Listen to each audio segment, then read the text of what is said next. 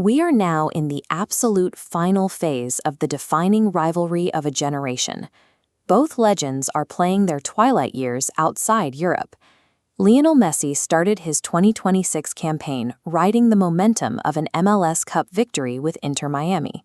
Cristiano Ronaldo matched that domestic success in the Middle East, securing the Saudi Pro League title with Al Nassr. Because both players have secured recent domestic hardware, pointing to league trophies isn't enough to settle the debate anymore.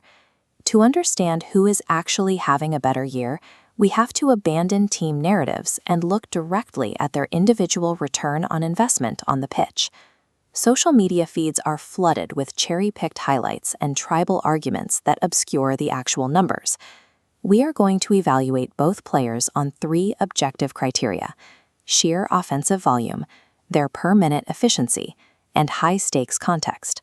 We are strictly isolating 2026. All fan emotion, legacy bias, and achievements prior to this calendar year are completely stripped from the equation. By running their current statistics through a clinical filter, a definitive, mathematically superior profile emerges that contradicts surface-level assumptions. Let's establish their baseline availability. Through 2026 so far, they have played nearly identical schedules. Messi has 27 appearances, and Ronaldo has 28. This chart shows their raw scoring output for the calendar year. Messi sits at 23 goals, while Ronaldo has 19. Raw game counts can be deceptive. To find true offensive reliability, we divide total minutes played by those goal counts.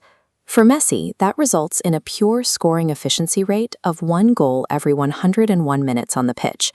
Ronaldo requires 116 minutes of play to yield a single goal. Despite stepping on the pitch the exact same number of times, relying on Messi in 2026 mathematically guarantees a goal at a significantly faster rate than relying on Ronaldo. But individual finishing is only half of the evaluation.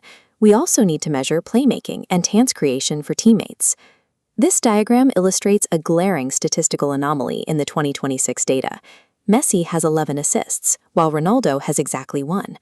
Combining goals and assists reveals a massive gap in total goal contributions, 34 for Messi versus 20 for Ronaldo. Applying our efficiency filter to that total translates to a direct offensive action every 68.3 minutes for Messi, compared to 109.2 minutes for Ronaldo. Valuing Ronaldo's season means accepting a strictly one-dimensional finishing role. Messi operates as a dual-threat engine that elevates the entire team's total output. Not all goals indicate the same level of sustainable offensive generation. We need to audit their reliance on set pieces. This chart breaks down their scoring sources. Of Ronaldo's 19 total goals, 4 come from penalty conversions, and he has 0 free kick goals. Messi's 23 goals include only 1 penalty, but feature 3 direct free kick conversions. If you strip away penalties entirely to measure their open play dominance, the scoring gap between them widens further. Ronaldo's goal volume is heavily sustained by penalty duties, while Messi generates a significantly higher percentage of his impact organically during live play. The ultimate contextual test for these 2026 statistics is how they hold up under the pressure of the highest possible stakes, the World Cup. Ronaldo continued to score during his international campaign, netting 2 goals against Uzbekistan and converting a penalty against Croatia. But that production could not push Portugal past the round of 16. Messi took his domestic momentum directly into the tournament. He produced a massive statistical surge on the global stage, delivering 8 goals and 4 assists to drive Argentina to another World Cup final. While Ronaldo's production capped out early against mid-tier international opposition, Messi proved his statistical dominance translates directly to driving a team through the toughest tournament in the world.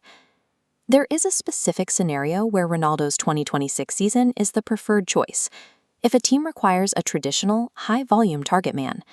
19 goals and a Saudi Pro League title is undeniable proof of longevity for a dedicated poacher. This quadrant chart provides our final evaluation by mapping overall offensive impact against per-minute efficiency. Due to his lack of assists and reliance on penalties, Ronaldo lands squarely in the moderate impact, moderate efficiency zone. Messi's dual-threat playmaking and his ability to replicate those numbers during a deep World Cup run pushes him into an entirely different statistical tier. If you are evaluating who is performing better in 2026, Lionel Messi's combination of sheer volume, playmaking efficiency, and high-stakes tournament dominance makes him the objectively superior choice.